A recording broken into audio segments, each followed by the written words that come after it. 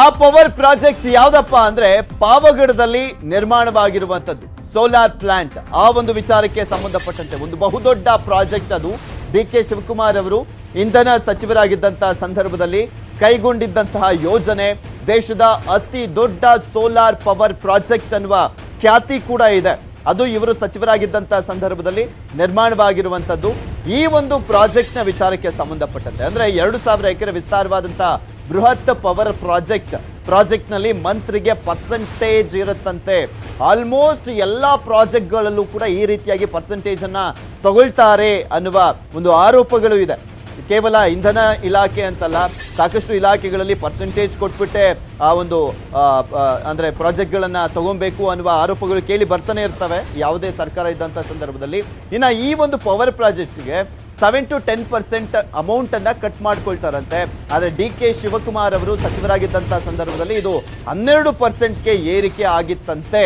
ಗುತ್ತಿಗೆದಾರರಿಂದ kick back ಹಣ ಪಡೆದಂತ ಆರೋಪ ಕೇಳಿ ಬಂದಿರುವಂತದ್ದು ಡಿ.ಕೆ. ಶಿವಕುಮಾರ್ ಅವರ ಮೇಲೆ ಪ್ರಮುಖವಾಗಿ. ಈಗ ಡಿ.ಕೆ.ಶಿ ಮನೆ ಮೇಲೆ ದಾಳಿಗೆ ಇದೇ ಕಾರಣ ಅಂತ ಹೇಳಲಾಗ್ತಾ ಇದೆ. ಈ ಒಂದು ಪ್ರಮುಖ ಕಾರಣನೇ ಡಿ.ಕೆ. ಶಿವಕುಮಾರ್ ಅವರಿಗೆ ಕಂಟಕವನ್ನ ತಂದಿಡ್ತಾ ಇದೆ ಅನ್ನೋದ್ರ ಬಗ್ಗೆ ಮಾಹಿತಿ ಸಿಗ್ತಾ ಇರುವಂತದ್ದು. ನೋಡೋಣ ಯಾವ್ಯಾವ ರೀತಿಯಾಗಿ ಯಾವೆಲ್ಲ ದಾಖಲೆಗಳ ಮುಖಾಂತರ ಅವರನ್ನ ವಿಚಾರಣೆ ಮಾಡಲಾಗ್ತಾ ಇದೆ. ಕಿಕ್ ಬ್ಯಾಕ್ ಆರೋಪ ಏನ್ ಕೇಳು ಬಂದಿದೆ ಅದು ನಿಜಕ್ಕೂ ನಿಜನಾ ಅಥವಾ ಅದು ಕೇವಲ ಆರೋಪವಾಗಿ ಉಳಿಯುತ್ತಾ? ಎಲ್ಲ ಆರೋಪಗಳಿಂದ ಮುಕ್ತರಾಗ್ತಾರಾ ಡಿ.ಕೆ. ಶಿವಕುಮಾರ್ ಅವರು ಅನ್ನೋದನ್ನ ಕಾದು ನೋಡ್ಬೇಕಾಗಿದೆ. ಇದೆಲ್ಲದ್ರ ಬಗ್ಗೆ ಮತ್ತಷ್ಟು ಡೀಟೇಲ್ಸ್ ಅನ್ನ ನೀಡ್ತಾರೆ ನಮ್ಮ ಪ್ರತಿನಿಧಿ ಸೌಮ್ಯ ಕಳಸ ದೂರವಾಣಿ ಸಂಪರ್ಕದಲ್ಲಿದ್ದಾರೆ. ಎಸ್ ಸೌಮ್ಯ, ಇಲ್ಲಿ ಡಿ.ಕೆ. ಶಿವಕುಮಾರ್ ಅವರ ಮೇಲೆ ಬಹುದೊಡ್ಡ ಆರೋಪ, ಈ ಒಂದು ದಾಳಿಗೆ ಪ್ರಮುಖ ಕಾರಣ ಅವರು ಇಂಧನ ಸಚಿವರಾಗಿದ್ದಂತ ಸಂದರ್ಭದಲ್ಲಿ ಆದಂತ ಒಂದು ಪ್ರಾಜೆಕ್ಟ್ ಅಂತಾನೆ ಹೇಳಲಾಗ್ತಾ ಇರುವಂತದ್ದು. ಅದ್ರ ಬಗ್ಗೆ ಹೆಚ್ಚಿನ ಮಾಹಿತಿ ಏನ್ ಲಭ್ಯವಾಗ್ತದೆ? ಹೌದು ಪೃಥ್ವಿ, ಡಿ.ಕೆ. ಶಿವಕುಮಾರ್ ಅವರು ಪವರ್ ಮಿನಿಸ್ಟರ್ ಆಗಿದ್ದಂತ ಸಾಕಷ್ಟು ದೊಡ್ಡ ದೊಡ್ಡ ಪ್ರಾಜೆಕ್ಟ್ ಗಳಿಗೆ ಅವರು ಒಪ್ಪಿಗೆಯನ್ನ ಕೊಟ್ಟಿದ್ರು. ಸೊ ಈ ಒಂದು ಪ್ರಾಜೆಕ್ಟ್ ಅಲ್ಲಿ ಅಂದ್ರೆ ಪಾವಗಡದ ಸೋಲಾರ್ ಪವರ್ ಪ್ರಾಜೆಕ್ಟ್ ಏನಿದೆ ಅದು ಕೂಡ ಆ ಸಂದರ್ಭದಲ್ಲಿ ಏನು ಅಪ್ರೂವಲ್ ಆಗಿ ಪಾಸ್ ಆಗಿದ್ದಂತ ಒಂದು ತುಂಬಾ ದೊಡ್ಡ ಪ್ರಾಜೆಕ್ಟ್. ಇಡೀ ದೇಶದ ಅತ್ಯಂತ ದೊಡ್ಡ ಸೋಲಾರ್ ಪವರ್ ಪ್ಲಾಂಟ್ ಅದು ಪಾವಗಡದಲ್ಲಿ ನಿರ್ಮಾಣ ಆಗಿತ್ತು. ಸೊ ಆ ಒಂದು ಪವರ್ ಪ್ರಾಜೆಕ್ಟ್ ನ ಒಂದು ಬಿಡ್ಡಿಂಗ್ ಆನ್ಲೈನ್ ನಲ್ಲಿ ನಡೆದಿತ್ತು. ಆ ಪ್ರಾಜೆಕ್ಟ್ ನ ಕಿಕ್ ಬ್ಯಾಕ್ ಅಮೌಂಟ್ ತುಂಬಾ ದೊಡ್ಡ ಮಟ್ಟಿಗಿತ್ತು. ಆ ಒಂದು ಕಿಕ್ ಬ್ಯಾಕ್ ಅಮೌಂಟ್ ಇಂದಾನೇ ಇಷ್ಟೆಲ್ಲ ಸಂಕಷ್ಟಕ್ಕೆ ಡಿ.ಕೆ.ಶಿ ಅವರು ಸಿಲುಕೊಂಡಿದ್ದಾರೆ ಅಂತ ಹೇಳಲಾಗ್ತಾ ಇದೆ.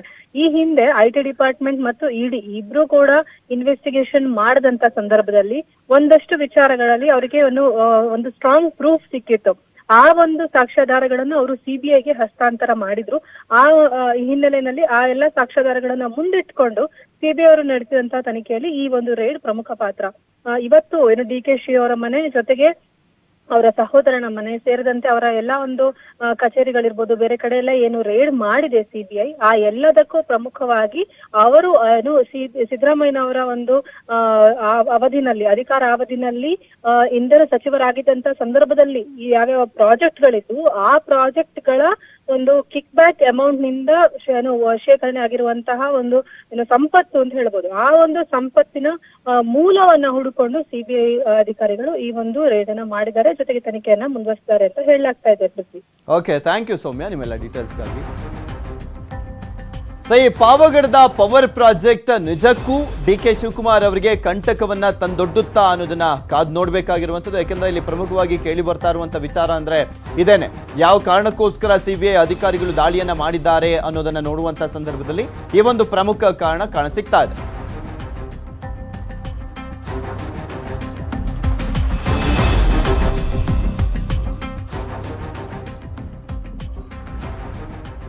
ಡಿ.ಕೆ.